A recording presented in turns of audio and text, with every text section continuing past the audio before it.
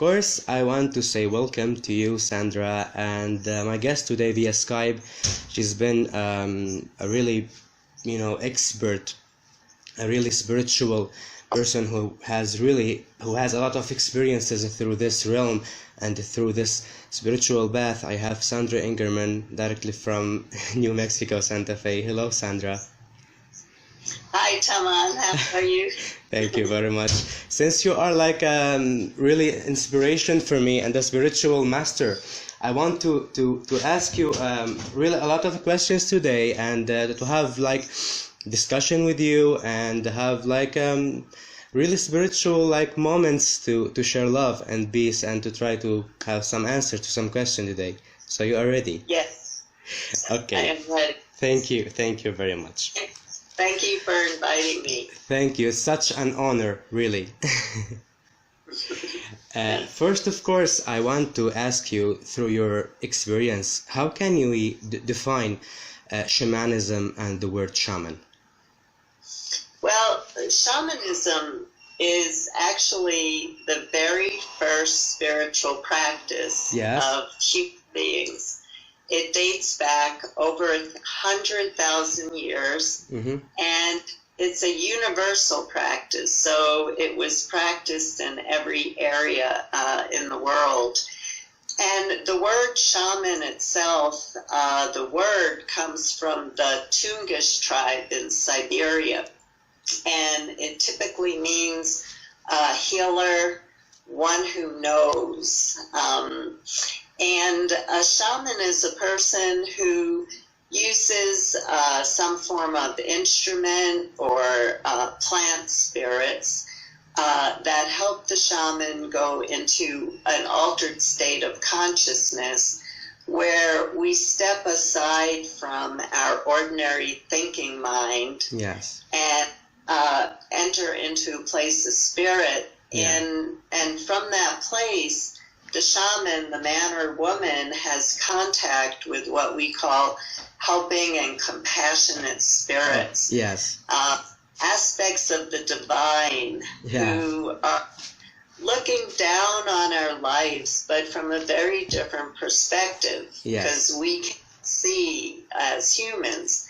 And so shamans visit and perform what's called a ceremony of a shamanic journey, where they enter into an altered state of consciousness, open up a veil between the realms, between the ordinary realms and the invisible realms and the realms of divine, and then has access to these helping spirits who give guidance, but also help to design ceremonies to bring about peace and healing and blessings and helping to release our grief and our pain and help us move through changes in life. Yeah, of course. Okay, how can we give like some kind of differences between the shaman and the other traditional ways of healing or of spiritual healings? I mean, what is shaman and what is not a shaman? I mean, in our culture here, in some Arabic cultures, we have some kind of sorcerers that they can communicate with another entities. They believe that it could make some harm or it cause some kind of disease to some people. We call them a jinn or the shadow people. So is this some kind of shamanism? I mean, how can we know or tell the differences between the shaman and an ordinary healer? How can we just know these differences? Well, the practice you're describing is part of shamanism, yes.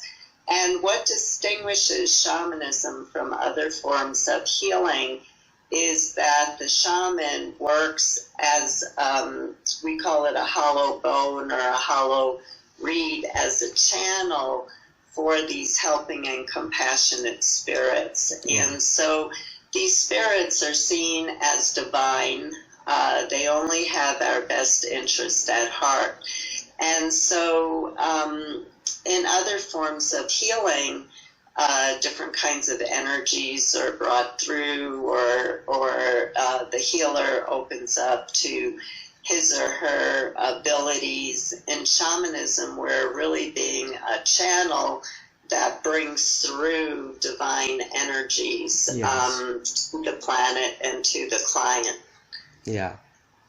Okay, so for example, in some cases, could the shaman communicate with, let's say, bad entities? For example, I mean, like the lawyer, in some cases, he has to communicate with other criminals to make a salvation for the case. So, is that a part of the shaman work? Yes, I mean, it definitely could be. From a shamanic point of view, when we die, we go to a good place.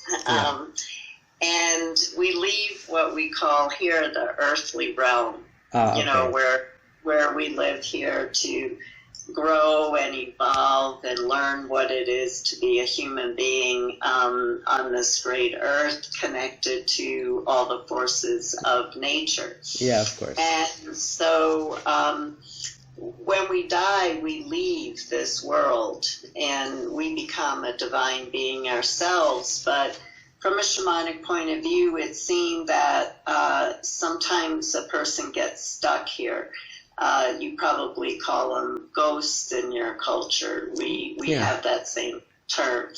And so it's the role of the shaman to do what we call psychopomp work, where we lead the soul out of the earthly realm back home to the divine, back home to God, whatever you believe in. So shamans work with possessing spirits. If an evil spirit or a deceased spirit comes into another person and possesses them, the shaman will help to move that spirit out. But also in shamanism, we talk about thoughts or things. Okay. And so when we're around a lot of negative energy, like let's say the lawyer who is dealing with a criminal, and there's a lot of maybe negative thoughts or negative energies, that negative energy can actually pass on to another person, like a psychic arrow or a psychic dart. That anger can have a force that can heal.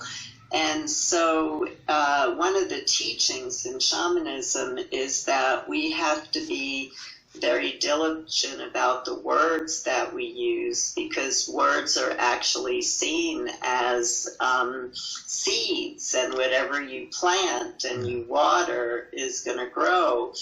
And so how are the words that you're using, how do they affect you on a physical level? What is that vibration? They're seen as vibration that manifests into form. What does that vibration feel like in your body? And that's going out to all your loved ones and everybody else on the planet and all life on the planet. So we talk about in shamanism learning how to work with your words so that you're putting out a vibration that is feeding the light and love of yourself and every living being on the planet. And how you direct your thoughts when you get really angry. We're human beings. We're here to express our emotions and our thoughts. We must express what's happening for us. But then we must do spiritual practices to transform the energy so that we're not sending psychic darts or being sorcerers, sending harmful energies to ourselves and others. Every energy that you send out goes to you as well as others. That's a shamanic teaching. So we have to be very diligent about that. And also our daydreams. Our daydreams in shamanism, it's taught that we actually dream the world we're living in into being using our imagination.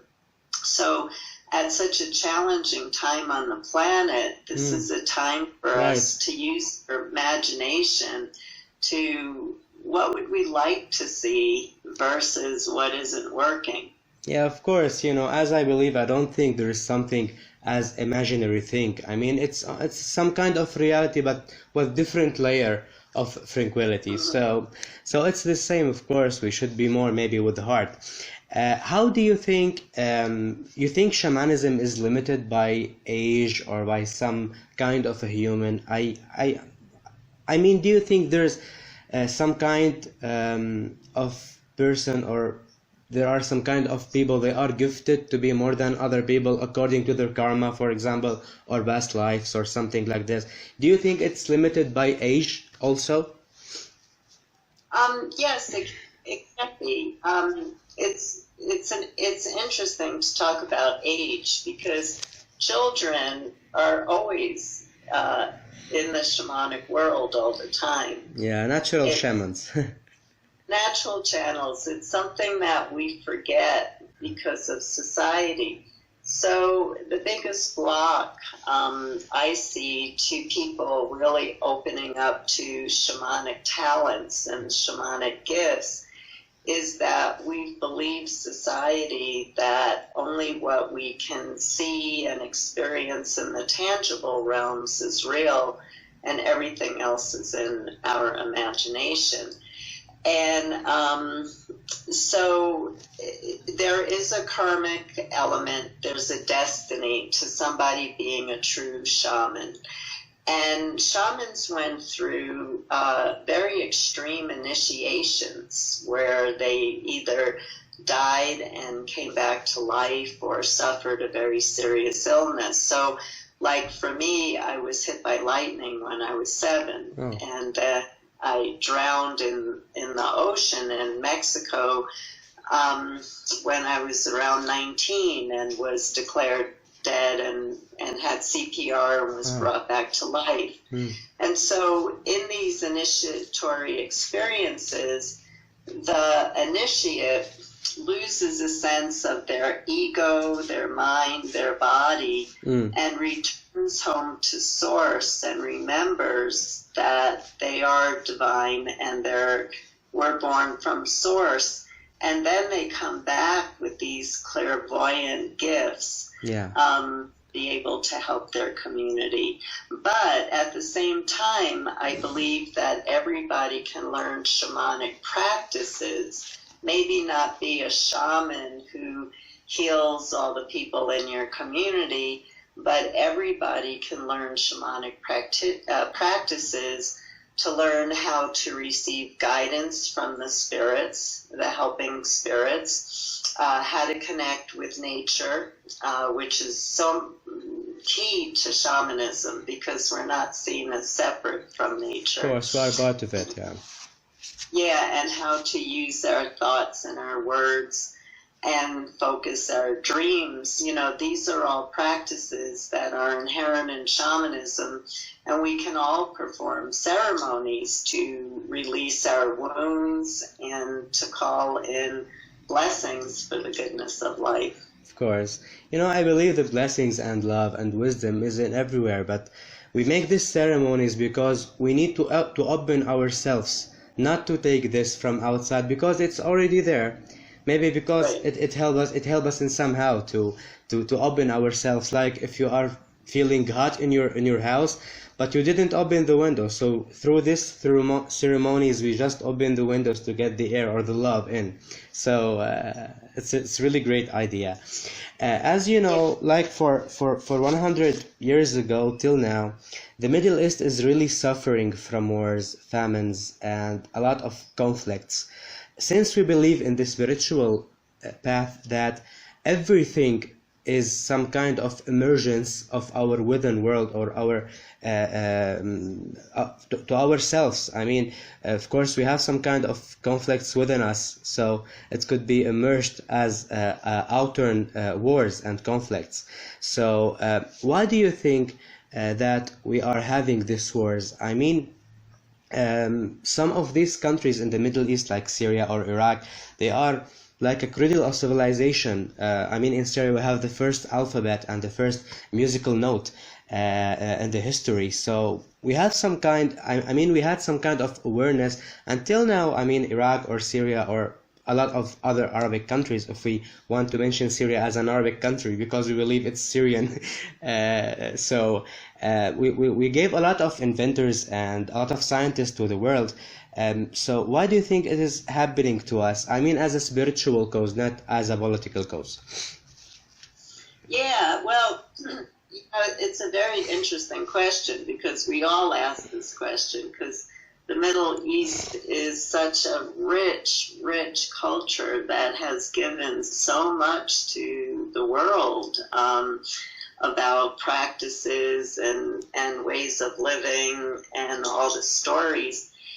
And there's so much to life that is a mystery. And so it's hard to unpack all the mysteries, you know, while we're alive. But at the same time, of course, there's so much attention on the world, on Syria and Iraq, because we can see the level of suffering that is happening. But there's also a level of suffering that's happening all over the world, in that ways of life are dissolving right before our eyes, and like the people in Syria and the people in Iraq who are losing everything. And that goes back to, from a spiritual perspective, that's that shamanic initiation, where everything has to die in order for a new way of life to be reborn. Yeah. And as human beings on this planet, we have not been taking care of the planet. We have not been taking care of ourselves. We have not been taking care of our children. We have not been treating each other and life in a good way. And so all over the world right now, ways of life are dissolving. But from a shamanic point of view, that the darkness that we're experiencing, the true darkness, is what leads us into the light, because the death is just one phase. And that's what nature teaches us, is that death and rebirth is happening all the time. And so in shamanism, how you get through such an intense initiation, because your mind, we can't think our way out. You can't, in Syria, you can't think your way out of the war right now. And bodies and just trying to be physically strong, that's not working either. So what brings people through these intense shamanic initiation experiences that have been happening for tens of thousands of years around the world, of incredible wars and destruction and environmental changes, is that when we're suffering to that level, that's when our inner spirit that has all the answers and all the solutions, that's when it becomes strong. And I talk about that the times we're living in are asking us to build really strong spiritual muscles right now, not physical muscles or mental muscles, but spiritual muscles, because that's what takes us back into the light, because the darkness that we're in is going to lead back to the light again. And we have to remember the beauty of life, even in the midst of our suffering. And we have to hold a good vision, because without a good vision, we're not going to come through to a good place. We're just going to have the dissolution continue. Does that make some sense? Of course, yes. You know, in Syria, we say, it's like a proverb, we say the darkest moment always become before dawn. And before every newborn, there is some kind of pain. So, of course, we believe that we are rising again. So, we can say that a lot of ancient nations like the Aztec, the Maya, and the Inca, they had shamans. They had this shamanic culture, and even though they had war and they had a lot of conflicts, so we can say war is part of the life circle, and somehow So it doesn't depend if you are a spiritual or a good person or not. It is only a part of life. You will take it whether if you are a good person or a bad. Yes. Human beings are divisive. The nature of human beings. Our ego. Not when we are in touch with spirit. When we're in touch with spirit, we experience our unity with all of life. But from an ego and a personality place, we're very divisive and we're into power over. And so until we learn about the power that comes from true cooperation and collaboration, that's more the feminine principle of we can work together in cooperation and collaboration and create a beautiful planet for all of life. Our egos come in and we fight each other and we kill each other and we become violent. And it's a process of evolution. We're hoping at some point to evolve out of this way of life and to see the power of love and cooperation and what we can bring to the planet and to bring to Syria as we all stop seeing ourselves as separate beings. Yeah, of course, blessed be. How can we, through shamanism or the spiritualities in general and especially shamanism, have inner peace more than ever and in the same time to prevent these conflicts and war? Do you think we can really prevent it totally, these wars, or maybe we can just make it less because the war is something determined in every era of life? So how can we prevent these wars in our area and in all of the world through shamanism and the spiritual path? And do you think in somehow everything, when we deal with wars, everything should be done within us? I mean, everything is emergence of within, or we can also make something in the outside to prevent this? Yeah, well, again, as we're being forced all over the world right now. I know Syria and Iraq are having extreme challenges, and I am not trying to. I can't even imagine what you're all going through, and my deepest love and blessings to everybody. I do believe that as we start to experience even more challenges on the planet, forget about just the wars, our environment is closing in on us.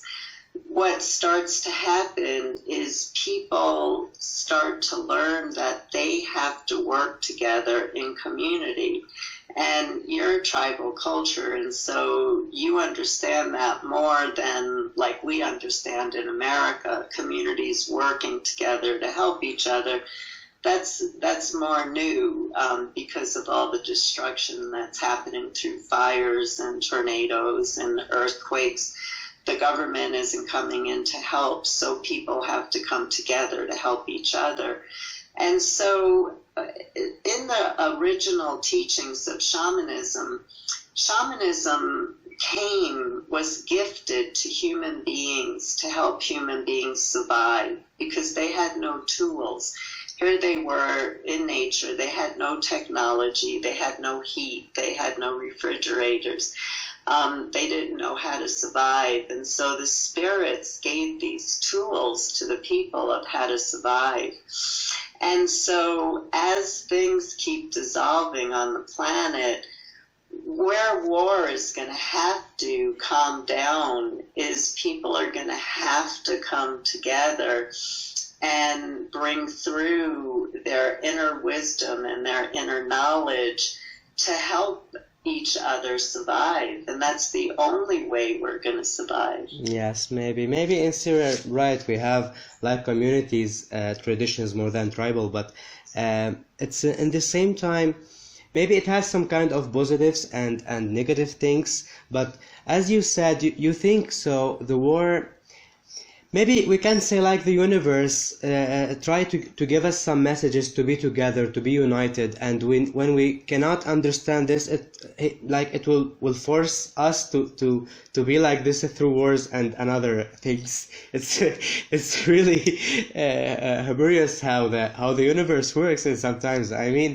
I will guide you how to find yourself, and if you didn't, I will make you do that, and as obligation. So it's really weird. It's really beautiful part of life to understand this. But you know, some people can sometimes understand it as the universe is some kind of sadist thing, and it will control us, and we have no free will. So what can you say for this pessimistic people who said like the universe is like a sadist entity, and why things should be understood by war, not by mercy in some cases, and if we didn't understand this signs, why it should be our guilt? Well, yeah, it shouldn't be, guilt should not be in here, but we're slow learners as humans. Right. So we're getting big lessons right now. I loved what you said was so perfect of how the universe gives you opportunities, and if you don't take them, oftentimes you're hit over the head with a hammer, you know. And there were signs of what was happening. We could have stopped what was happening, but human beings just tend to let things go, thinking that somebody else is going to step in and make it better. And the bottom line is it's us, because as we've been saying, everything we're seeing in the outer world is a reflection of our inner state. And so as we start to go deeper within, because the layer of war is a surface level in us, really, as we go deeper into our inner worlds, and that's what shamanism is all about. Shamanism is all about developing a really rich inner world, seeing that you have an inner garden inside of yourself. Yeah. And that if you're planting seeds of war and seeds of anger, that's what's going to grow in your inner garden, and that's what's going to grow in the world. But the more that we start to embrace a spiritual consciousness, we accept. The first thing is to accept what's happening and to not fight so hard, but to accept. And then with that acceptance, we start to fall into a deeper part of ourselves that does have wisdom, and where we can start to bring forth beauty, beautiful thoughts, beautiful words, beautiful visions about what we'd like to see for people and all of life. Then that's what starts to make the changes. Everything is going to happen from within us. Yeah, of course. As some sages says, or say that we should accept, and if we couldn't accept, we should accept our non-acceptance. So like in Syria, we say like the universe, in some Sufi castes, we say the God is like a blacksmith, and he will keep hitting on you because you are a piece of iron, and if you keep on this and you try to take it more, you will become a Damascus steel sword, and if you couldn't, it will dump you anyway. So you should like have a stamina and have belief. Finally, I want to ask you, what kind of recommendation can you give to the Arab world, especially Syria, since it's like the top news headlines in the newspapers and the channels? I mean, maybe in America, if you want to see the news, you will see Syrian news more than anything, because it's like in BBC and CNN and everything else. So do you have any recommendations to people in Syria, which they've been suffering for like 8 years by now? I know it's very difficult to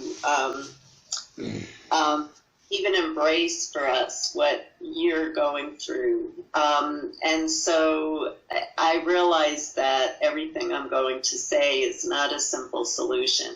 Of course. But the people who were in terrible prisoner of war camps for 7-10 years and survived and went on to live really good lives afterwards, they taught about one of the things that helped them through the awful years was what had meaning for them. You know, being able to think about a future without war, a good life, something to look forward to. That was one of the things that divided the people who lived and who died. Yeah. The people who died couldn't come up with meaning, and meaning is a very important part of life. And so even in your suffering, being able to hold a vision of what has meaning for you in the future, and to start to work with the vibration of your words and your thoughts and your daydreams, and just think about the thoughts that you're having. Where are those thoughts leading to? Are they leading to a brighter vision? Are your daydreams about life leading to a brighter vision? Do the words that you use, does that vibration feed you with love and everybody with love? And so it's those little practices that you can even do just a few minutes a day, where maybe you're just so overwhelmed by life that all of this sounds like too much.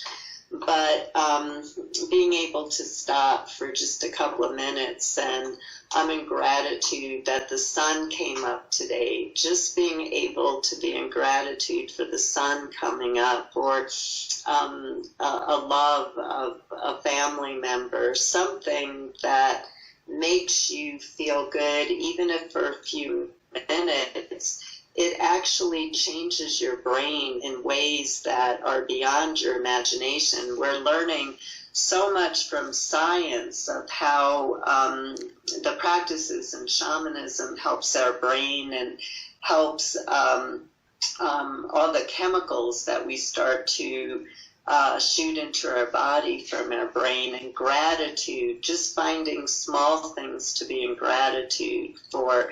I know it can be difficult sometimes, but finding that actually changes your brain and helps your immune system and makes you feel better about life. And really, what do you have passion about in this life? What brings your life meaning?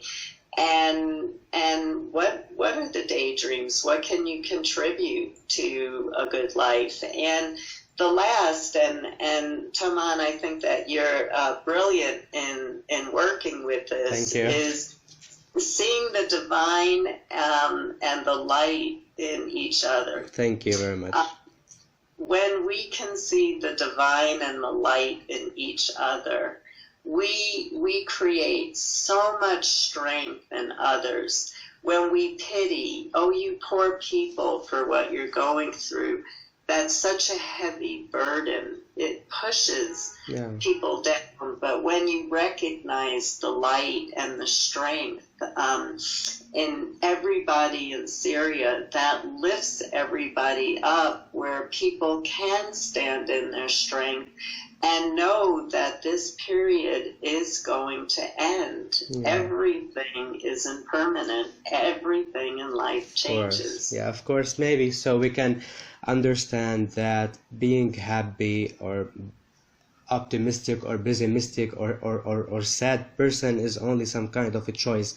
I mean, there's some kind of people, they live in really rich and peaceful countries, and even though they feel sad, and other people who live maybe in like Nigeria or Syria, or in some war or in some area which has a lot of conflicts, but they are still happy. So maybe I hope this war could really like make us remember and rethink about ourselves from within, and to try to catch this reality, and to know that it's only some kind of dumping the unneeded things from our lives.